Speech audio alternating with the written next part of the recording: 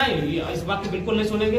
15 लाख हमारे पीरियड से हमने 15 लाख का मुआवजा दिलाया, हम उससे 1 रुपया भी ज्यादा नहीं मांग रहे। जब तक कोई नया बात नहीं होगा 15 लाख का मुआवजा आप दीजिए और आश्रित को लोन नियोजन दीजिए। बिचारा दिन नहीं अभी करना है, तो पिछले बार अगर आप नहीं करते हो बता दो। मैं अभी गेट में बैठूंगा, बता दे रहा हूँ, फिर क्या होगा आप समझ लेना। अब तक जयराम महतो अपने अलग स्टाइल की राजनीति की वजह से चर्चा में रहते आए हैं, लेकिन अब राजनीति के एक पुराने खिलाड़ी ने जयराम को उन्हीं के स्टाइल की राजनीति से चुनौती दे डाली। पूरा मामला क्या है ये बताने से पहले जयराम महतो की स्टाइल की राजनीति क्या होता है ये समझिए। इसमें गुस्सा होता है, फैसला ऑन द स्पॉट जैसे नुस्खे का इस्तेमाल किया जाता है। दरअसल चास के बोदरों में 7 फरवरी की रात एक ट्रेलर और बुलेरो में जोरदार टक्कर हो जाती है। इस हादसे में अलकुशा के रहने वाले विवेक हाजरा की जान मौके पर ही चली जाती है। जिस ट्रेलर से बुलेरो की टक्कर हुई उसमें सरिया लोड था। विवेक इलेक्ट्रो स्टील वेदांता कंपनी के कर्मचारी हादसे की वक्त वो प्लांट की ओर ही जा रहे थे।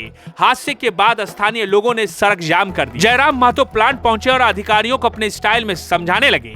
उन्होंने साफ कर दिया कि मृतक के परिजन को मुआवजे के तौर पर 15 लाख रुपए देने ही होंगे। नेता को भी चंदा चाहिए, प्रशासन लोगों को चंदा चाहिए, सरकारी लोगों को चंदा चाहिए। इसी कारण नहीं, इस बात को बिल्कुल नहीं सुनेंगे।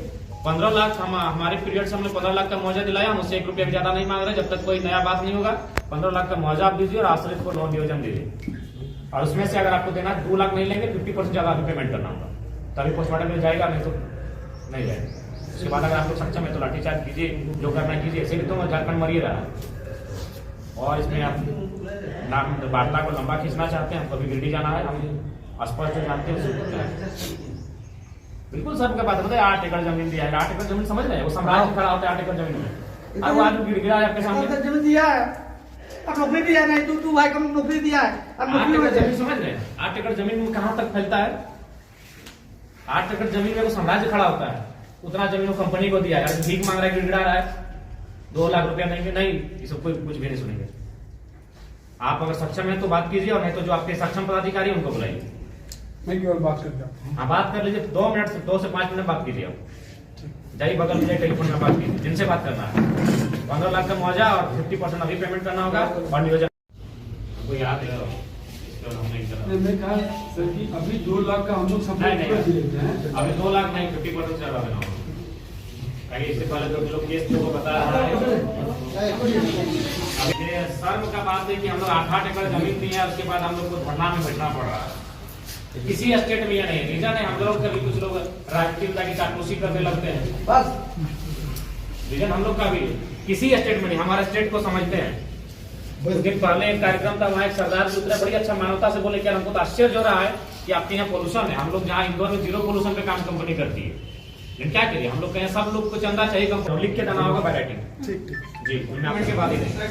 क्योंकि कंपनी से हम लोग बहुत धोखा खाए, लेकिन आपसे हमारी कोई निजी लड़ाई नहीं है, लेकिन जो कंपनी का व्यवहार झारखंड में राज्य से हम लोग बहुत ठगे गए हैं। हम लोग 1970 का केस आज लड़ रहे हैं, हमारी 3 पीढ़ियां बर्बाद हो चुकी है केस लड़ते लड़ते कंपनी के मामले में। तो हम लोग विश्वास करने की स्थिति में नहीं है धर्मेंद्र जी।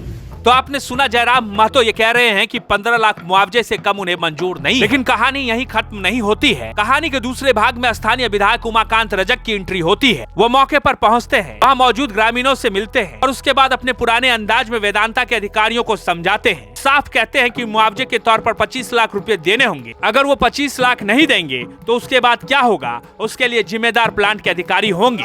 बिचारा दिन नहीं अभी करना है, तो पिछले बार अगर आप नहीं करते हो बता दो। फिर मैं अभी गेट में बैठूंगा, बता दे रहा हूँ, फिर क्या होगा आप समझ लेना। आप कुछ नहीं सुनेंगे, 25 आपको यहाँ पर देना है। आपको जिससे बात करना है बात कर लीजिए। लास्ट हम नहीं उठने देंगे तब तक जब तक 25 नहीं करिए। तमाशा मत बनाइए, अगर तमाशा बनाना है मत करो।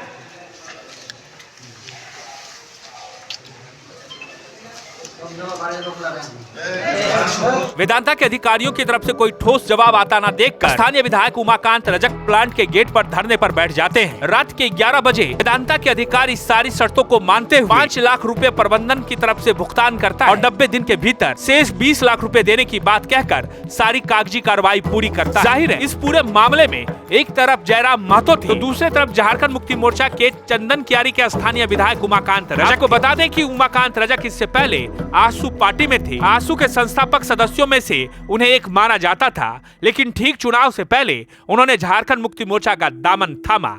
यह पहली बार है जब जयराम महतो के स्टाइल की राजनीति करते हुए जयराम महतो के अलावे कोयलांचल में कोई दूसरा नेता दिखा है। जाहिर है इस बात की चर्चा चारों ओर हो रही है।